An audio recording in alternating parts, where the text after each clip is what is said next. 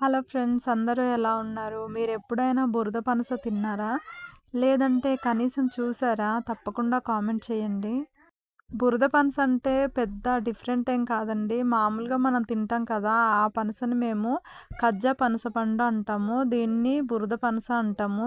దీనికి దానికి తేడా ఏంటంటే తొనలైతే ఒకలాగే ఉంటాయి. కానీ ఇది చాలా మెత్తగా పండుతదనమాట. టేస్ట్ మాత్రం చాలా తియ్యగా ఉంటది. ఇది బాగా తొందరగా పండిపోతదనమాట. కాయలైతే చాలా పెద్దగా ఉంటాయి. ఆ పనస, ఈ పనస పచ్చిగా ఉన్నప్పుడైతే సేమ్ ఒకేలా ఉంటది. కానీ పండడానికి మాత్రం ఇది మెత్తగా పండుతది. అది కొంచెం గట్టిగా ఉంటది. కాయలైతే చాలా పెద్దగా ఉంటాయి. చూసారు కదా ఎంతమంది తిన్నారో! దాన్ని బట్టే మీకు తెలిసిపోవాలి దీనికి ఎంతమంది ఫ్యాన్స్ ఉన్నారని చెప్పేసి. మా వీడియో నచ్చితే తప్పకుండా ఒక లైక్ చేయండి. మా వీడియోలు ఇంకా చూడాలనుకుంటే మా ఛానల్‌ని సబ్స్క్రైబ్ చేసుకోండి. Thank you for